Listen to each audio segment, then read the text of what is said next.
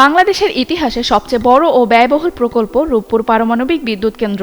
বহু প্রতীক্ষার পর এবার বাস্তবে বিদ্যুৎ উৎপাদনের দ্বারপ্রান্তে দাঁড়িয়ে প্রকল্পটি। আগামী মাসে পরীক্ষামূলকভাবে জাতীয় গ্রিডে যুক্ত হতে পারে রূপপুরের প্রথম বিদ্যুৎ। কিন্তু কবে মিলবে পূর্ণ সক্ষমতার বিদ্যুৎ, প্রতি ইউনিটের দাম কত হতে পারে, আর ব্যবহৃত পারমাণবিক বর্জ্য কিভাবে পরিচালনা করা হবে, চলুন জেনে নেওয়া যাক।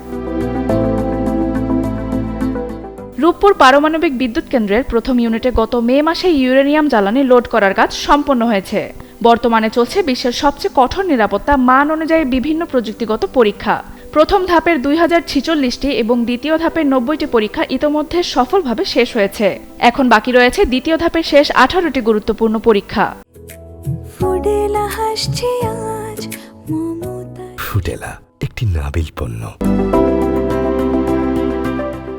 এই পরীক্ষাগুলো সফলভাবে সম্পন্ন হলে চুল্লিতে নিয়ন্ত্রিত পারমাণবিক বিভাজন শুরু হবে।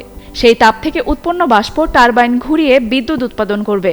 পরিকল্পনা অনুযায়ী আগামী মাসে পরীক্ষামূলকভাবে প্রায় 300 মেগাওয়াট বিদ্যুৎ জাতীয় গ্রিডে সরবরাহ করা হতে পারে।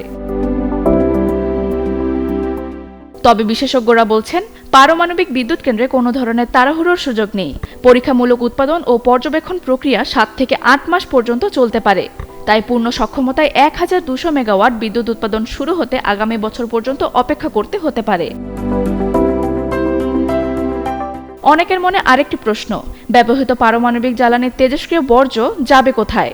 এ বিষয়ে রাশিয়ার সঙ্গে বাংলাদেশের স্বাক্ষরিত চুক্তি অনুযায়ী ব্যবহৃত জ্বালানি নির্দিষ্ট সময় নিরাপদে সংরক্ষণের পর রাশিয়ায় ফিরিয়ে নেওয়া হবে। সেখানে বিশেষ প্রযুক্তিতে পুনঃ প্রক্রিয়াজাত করে দীর্ঘমেয়াদে নিরাপদভাবে সংরক্ষণ করা হবে। রূপপুর প্রকল্পে ব্যবহৃত জ্বালানির সরবরাহের দায়িত্বও রাশিয়ার। চুক্তি অনুযায়ী প্রতি 1.5 বছর পর নতুন জ্বালানি সরবরাহ করা হবে এবং প্রথম 3 বছরের জ্বালানির খরচ মূল প্রকল্প ব্যয়ের মধ্যে অন্তর্ভুক্ত রয়েছে। সবচেয়ে বেশি আলোচিত প্রশ্ন হল, রূপপুরের বিদ্যুতের প্রতি ইউনিট দাম কত হবে? এর চূড়ান্ত মূল্য এখনও নির্ধারণ করা হয়নি। বিদ্যুৎ উন্নয়ন বোর্ড বা পিডিবির সঙ্গে বাণিজ্যিক চুক্তির সময় তা নির্ধারণ করা হবে। তবে বিশেষজ্ঞদের মতে, পারমাণবিক বিদ্যুৎ কেন্দ্র নির্মাণে প্রাথমিক ব্যয় বেশি হলেও জ্বালানি খরচ তুলনামূলকভাবে কম।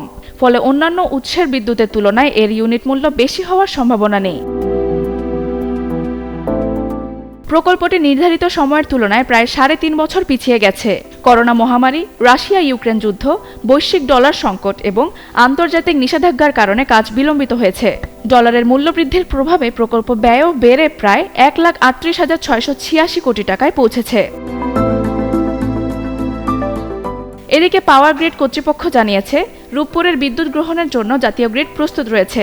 তবে বড় বিদ্যুৎ কেন্দ্র হঠাৎ বন্ধ হয়ে গেলে যাতে সারা দেশে ব্ল্যাকআউট না হয়, সেজন্য পর্যাপ্ত স্পিনিং রিজার্ভ নিশ্চিত করার কাজও চলছে। সব মিলিয়ে রূপপুর এখন সবচেয়ে গুরুত্বপূর্ণ ও সংবেদনশীল পর্যায়ে রয়েছে। বিশেষজ্ঞদের মতে, দ্রুত বিদ্যুৎ উৎপাদনের চেয়ে আন্তর্জাতিক নিরাপত্তার মান বজায় রেখে প্রতিটি পরীক্ষা সফলভাবে সম্পন্ন করাই সবচেয়ে বড় অধিকার। কারণ সামান্য তাড়াহুড়ো নয়, শতভাগ নিরাপত্তাই পারমাণবিক বিদ্যুৎ কেন্দ্রের সবচেয়ে বড় শর্ত।